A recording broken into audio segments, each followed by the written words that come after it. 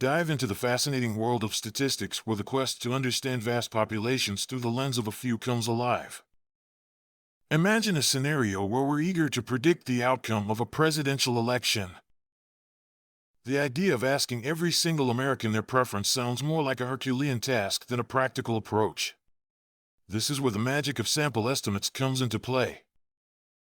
A technique that allows us to peek into the collective mindset without the need to knock on every door in America. At the heart of this technique lies random sampling, our best attempt to create a miniature yet accurate reflection of the entire population. However, navigating the world of random sampling is akin to sailing the high seas. It's fraught with challenges, one of which is the notorious sampling bias. This sneaky stowaway can skew our journey, leading us to conclusions that might not truly represent the whole population. Sampling bias occurs when certain individuals have a higher chance of being left out of our sample, making our so-called random sample a little less random than intended.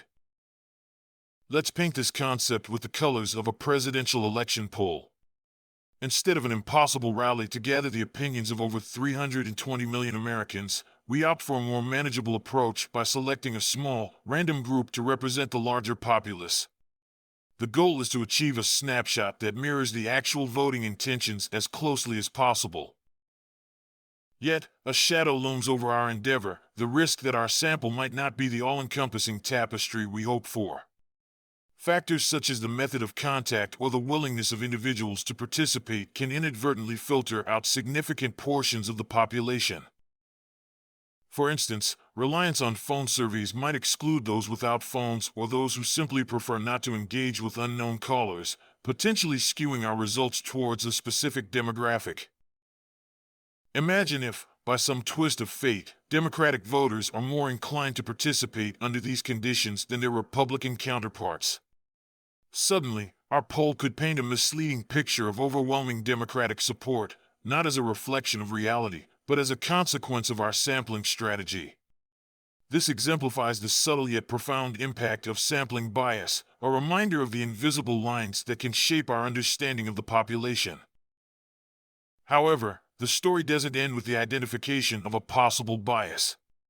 The realm of statistics arms us with tools like confidence intervals and margins of error, shedding light on the reliability of our estimates. Confidence intervals, in particular, offer a fascinating glimpse into the certainty of our findings. Before drawing our sample, we're equipped with the assurance that there's a 95% chance our confidence interval will encompass the true sentiment of the population. It's a common misconception to interpret this as a guarantee that 95% of our samples will directly hit the mark, but the reality is far more nuanced. The true power of confidence intervals lies in their predictive nature. They suggest that in the vast majority of similar future endeavors, our confidence intervals will reliably capture the true population parameter. Delving deeper into the art of constructing confidence intervals, it's instructive to shine a spotlight on one of its foundational elements, the standard error.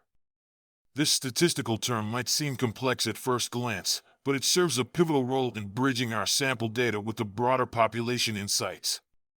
The standard error measures the extent to which our sample mean is expected to deviate from the actual population mean. It's derived from two key pieces of information: the standard deviation of our sample and the size of the sample itself. By dividing the sample's standard deviation by the square root of the sample size, we obtain the standard error. This calculation encapsulates the variability within our sample, providing a gauge for how much our sample mean might fluctuate around the true population mean. Understanding the standard error is crucial because it directly influences the width of our confidence intervals. A larger standard error suggests more variability, leading to wider confidence intervals that reflect less precision in our estimates. Constructing a confidence interval requires three key ingredients: a point estimate, a chosen level of confidence, typically 95%, and the standard error, which accounts for the variability in sampling.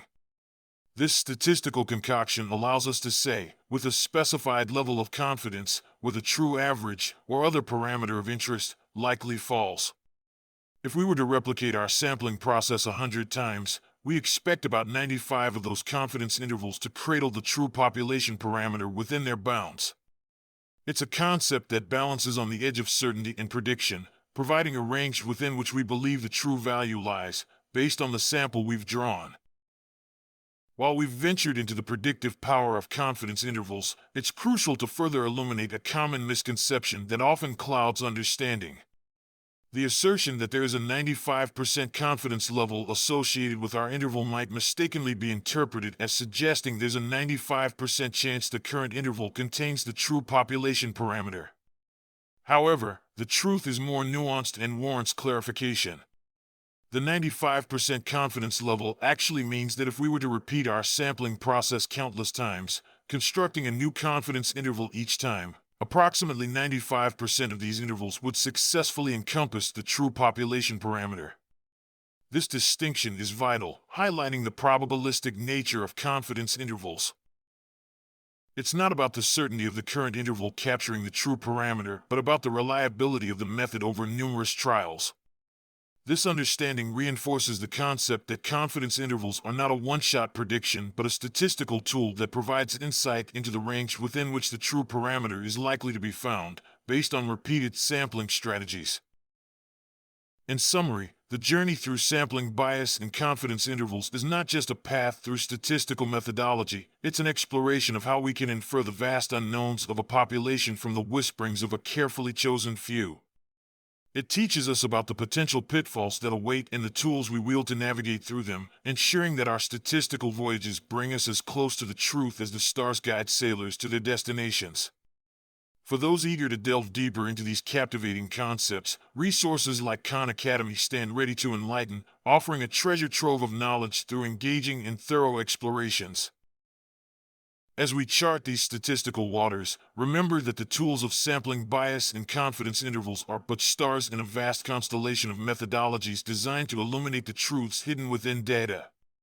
Each concept we've navigated together opens new horizons for understanding, empowering us to make informed decisions in a world awash with information. This journey doesn't end here. It's an ongoing voyage where curiosity is your compass and knowledge your North Star. Join us as we continue to demystify the complexities of the statistical universe, bringing the abstract into the realm of the tangible and transforming numbers into narratives that resonate with our quest for understanding. Stay curious, stay questioning, and let the voyage of discovery never end.